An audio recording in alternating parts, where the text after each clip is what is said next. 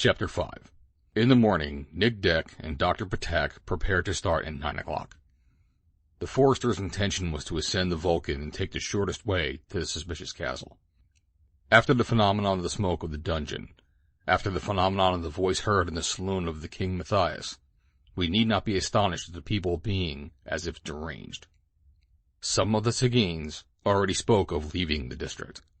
During the night, nothing else had been spoken of at home, and in a low voice. Could there be any doubt that it was the Chort who had spoken in so threatening a way to the young forester? At Jonas's inn there had been about 50 people, and these the most worthy of belief, who had all heard the strange words. To suppose that they had all been duped by some illusion of the senses was inadmissible. There could be no doubt that Nick Deck had been formally warned that misfortune would overtake him if he persisted in his intention of visiting the castle of the Carpathians. And yet the young forester was preparing to leave Worst, and without being forced to do so. In fact, whatever advantage Master Colts might gain in cleaning up the mystery of the castle, whatever interest the village might have in knowing what was taking place, a powerful effort had been made to get Nick Deck to go back on his word. Weeping and in despair, with her beautiful eyes wet with tears, Miriota had besought him not to persist in this adventure. After the warning given by the voice, it was a serious matter. It was a mad adventure. On the eve of his marriage, Nick Deck was about to risk his life in the attempt, and his betrothed clung to his knees to prevent him, but all in vain. Neither the objurgations of his friends nor the tears of Miriota had any effect on the young forester. And no one was surprised at it. They knew his indomitable character, his tenacity, his obstinacy, if you will. He had said he would go to the castle of the Carpathians, and nothing would stop him, not even the threat which had been addressed straight to him. Yes, he would go to the castle even if he never returned. When the hour of the parting came, Nick Deck pressed Miriota for the last time to his heart, while the poor girl made the sign of the thumb and 2 first fingers, according to Romanian custom, which is an emblem of the Holy Trinity. And Dr. Patak? Well, Dr. Patak had tried to get out of it, but without success. All that could be said, he had said. All the objections imaginable, he had mentioned. He tried to entrench himself behind the formal injunction not to go to the castle, which had been so distinctly heard. That menace only concerns me, said Nick Deck. But if anything happens to you, Forrester, said Dr. Patak, shall I get away without injury? Injury or not, you have promised to come with me to the castle, and you will come because I am going. Seeing that nothing would prevent his keeping his promise, the people of Worst had resolved to help the forester.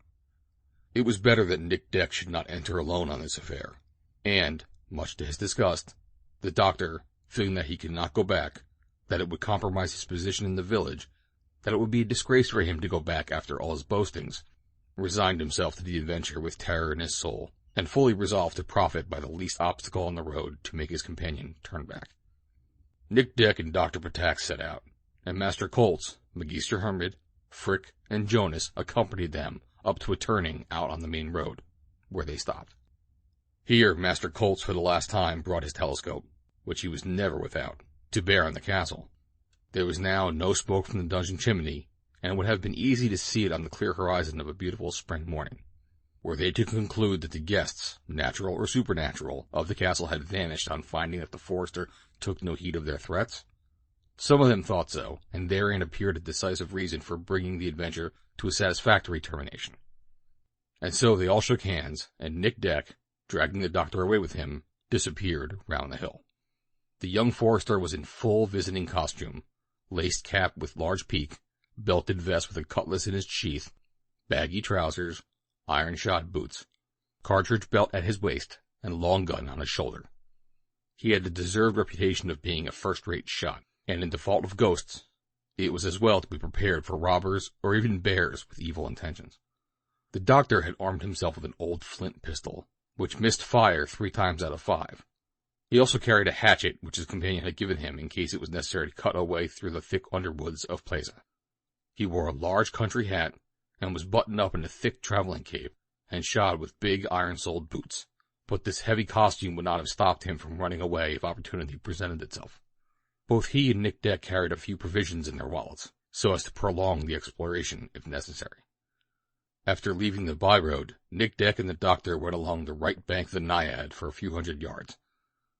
Had they followed the road which winds through the valleys, they would have gone too far to the westward. It was a pity they could not follow the river and thereby reduce their distance by a third, for the Naiad rises in the folds of the Orgal Plateau. But though it was practicable at first, the bank became eventually so deeply cut into by ravines and barbed with rocks that progress along it was impossible, even to pedestrians. They had, therefore, to bear way obliquely to the left, so as to return to the castle after traversing the lower belt of the place of forests. And this was the only side on which the castle was approachable from where they were. When it had been inhabited by Count Rodolphe de Gortz, the communication between the village of Verst, the Vulcan Hill, and the valley of Sill had been through a gap which had been opened in this direction.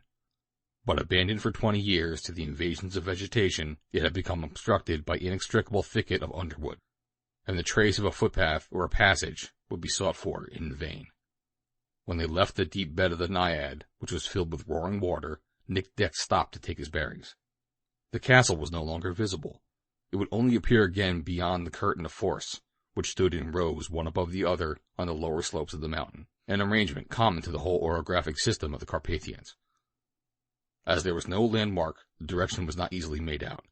It could only be arrived at from the position of the sun, whose rays were lighting up the distant crests in the southwest. "You see, Forrester," said the doctor, "you see there is not even a road, or rather, no more road." "There will be one," said Nick Deck. "That's easy to say, Nick." "And easy to do, Patak." "You are resolved, then?" The forester was content to reply by an affirmative gesture, and started off towards the trees. The doctor had a strong inclination to retrace his steps, but his companion, happening to turn around, gave him such a determined look that he thought it better not to remain behind. Dr. Patak then conceived another hope. Nick Deck might get lost amid this labyrinth of woods where his duties had not yet called him. But he reckoned without that marvelous scent, that professional instinct, that animal aptitude, so to speak, which takes notice of the least indications, projections of branches in such and such directions, irregularities of the ground, colors of the bark, hues of the mosses as they are exposed to different winds. Nick Deck was a perfect master of his trade, and practiced it with too much sagacity to go astray even in localities unknown to him. He was worthy to be ranked with Leatherstocking or Chingachgook in the land of Cooper. But the crossing of this zone of trees was not free from real difficulties. Elms, beeches, a few of those maples known as false planes, mighty oaks, occupied the first line up to the line of the birches, pines, and spruces massed on the high shoulders of the col to the left. Magnificent were these trees with their powerful stems, their boughs warm with the new sap, their thick leafage intermingling to form a roof of verdure which the sun's rays could not pierce. By stooping beneath the lower branches, a passage was relatively easy, but many were the obstacles on the surface of the ground, and much work was needed to clear them away, to get through the nettles and briars, to avoid the thousands of thorns that clung to them at the least touch. Nick Deck was not a man to become anxious about these matters, and, providing he got through the wood, he did not worry himself about a few scratches.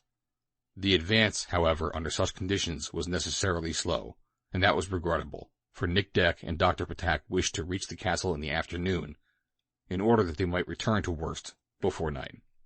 Hatchet in hand, the forester worked at clearing a passage through these thick thorn bushes, bristling with vegetable bayonets, in which the foot met a rugged soil, hammocky, broken, with roots or stumps to stumble over when it did not sink in a swampy bed of dead leaves, which the wind had never swept away. Myriads of pods shot off like fulminating peas to the great alarm of the doctor, who started back at the crackle, and came again when some twig would catch on his vest like a claw that wished to keep him. No, poor man, he was not at all comfortable. But now he dared not return alone, and he had to make an effort to keep up with his intractable companion. Occasionally capricious clearings appeared in the forest. A shower of light would penetrate it. A couple of black storks, disturbed in their solitude, escaped from the higher branches and flew off with powerful strokes of the wing. The crossing of these clearings made the advance still more fatiguing. In them were piled up enormous masses of trees blown down by the storm or fallen from old age, as if the axe of the woodsman had given them a death stroke. There lay enormous trunks eaten into with decay, which no tool would ever cut into billets, and no wagon ever carry to the bed of the Wallachian Sill. Faced by these obstacles, which were difficult to clear and at times impossible to turn, Nick Deck and his companions had no easy time of it. If the young forester, active, supple, vigorous, Managed well, the doctor with his short legs, his large corporation, breathless and exhausted, could not save himself from occasional falls, and Nick had to come to his assistance. "You will see, Nick, that I shall end by breaking one of my limbs," he said. "You will patch it up if you do. Come, Forrester, be reasonable. We need not strive against the impossible." But Nick Deck was already on in front, and the doctor, obtaining no reply, hastened to rejoin him. Were they in the right direction to come out in front of the castle? They would have been puzzled to prove it, but as the ground was on the rise all the time, they must be reaching the edge of the forest, and they arrived there at 3 o'clock in the afternoon. Beyond, up to the plateau of the Orgal extended the curtain of green trees, much more scattered the further they were up the mountain. The Naiad appeared among the rocks, either because it had curved to the northwest, or because Nick Deck had struck off obliquely towards it. The young Forester was thus assured he had made a good course, for the brook took its rise in the Orgal plateau. Nick Deck could not refuse the doctor an hour's rest on the bank of the torrent. Besides, the stomach claimed its due as well as the limbs. The wallets were well furnished. Rakiao filled the doctor's flask as well as Nick's.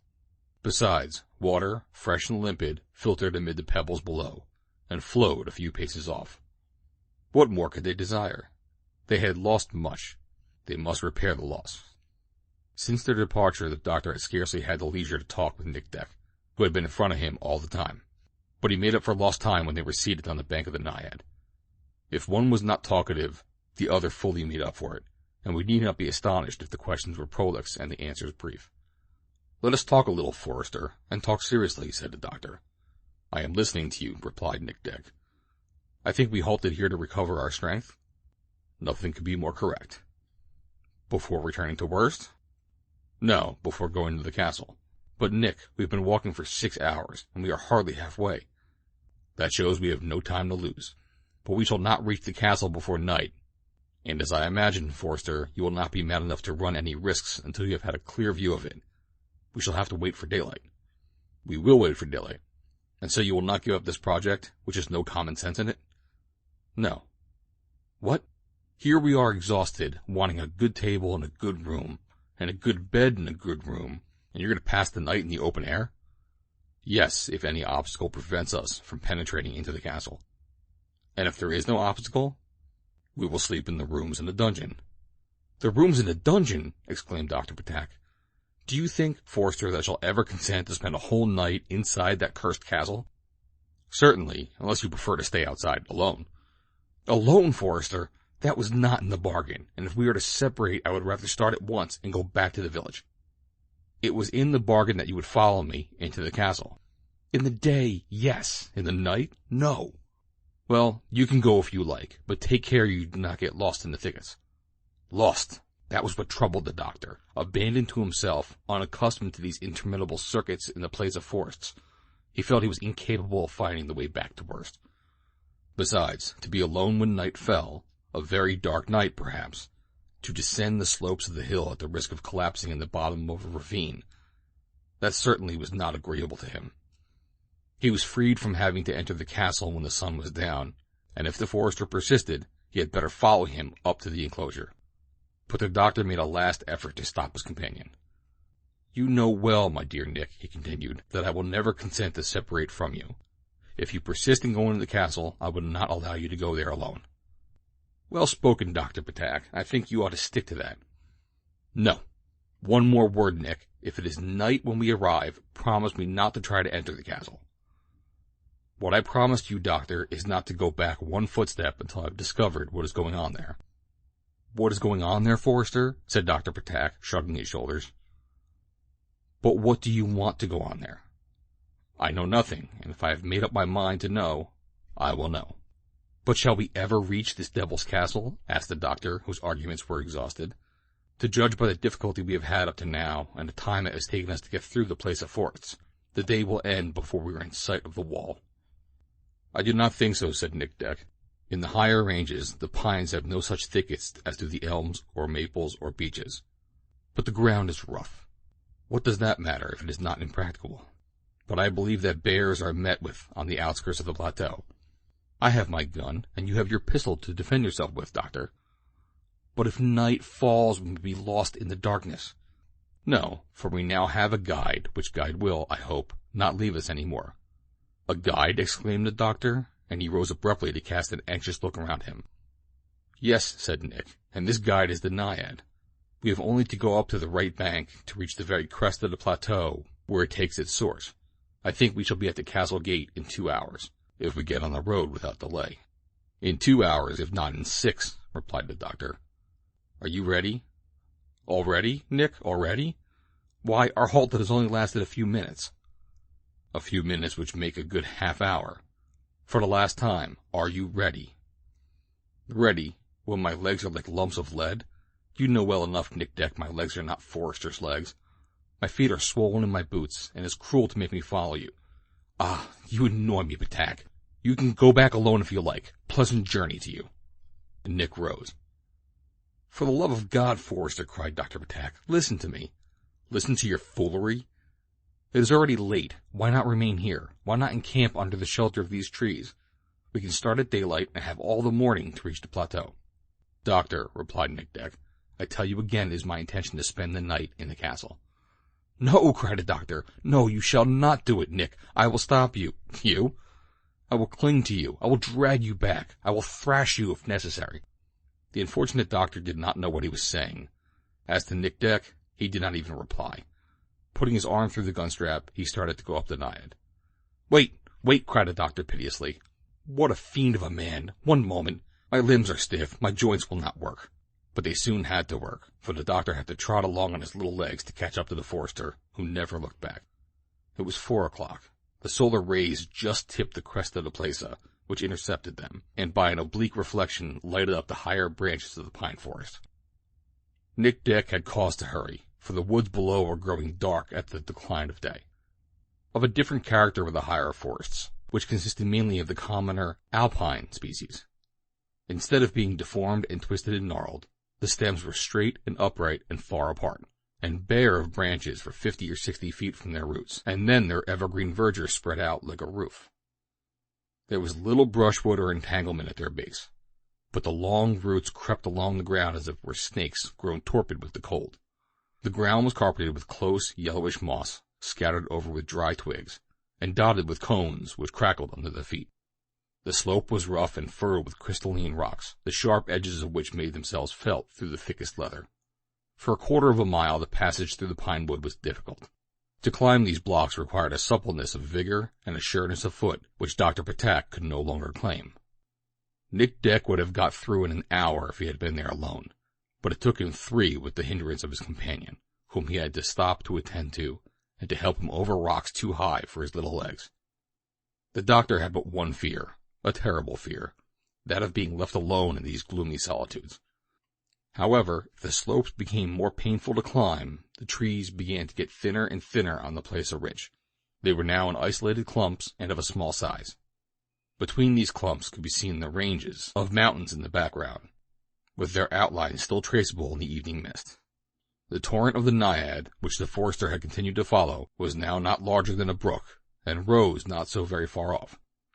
A few hundred feet above the last folds of the ground lay the rounded plateau of Orgal, crowned by the castle buildings.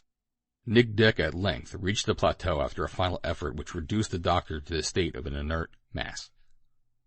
The poor man had not the strength to drag himself 20 yards further, and he fell like the ox before the axe of the butcher. Nick Deck hardly felt the fatigue of this painful ascent. Erect, motionless, he devoured with his gaze this castle of the Carpathians he had never before been so near. Before his eyes lay a crenellated wall, defended by a deep ditch, the only drawbridge of which was drawn up against the gate, surrounded by a ring of stone. Around the wall, on the plateau, all was bare and silent. In the twilight, the mass of castle buildings was confusedly distinguishable. There was no one visible on either wall or dungeon, nor on the circular terrace. Not a trace of smoke curled around the vane. Well, Forrester, said Dr. Patak, are you convinced that it is possible to cross the ditch, lower the drawbridge, and open the gate? Nick Deck did not reply. He saw that it would be necessary to halt before the castle walls. Amid the darkness, how could he descend into the ditch and climb the slope so as to enter the wall? Evidently the best thing to do was to wait for the coming dawn and work in broad daylight. And that was what it was decided to do, to the great annoyance of the Forester, and the extreme satisfaction of the doctor. End of chapter 5.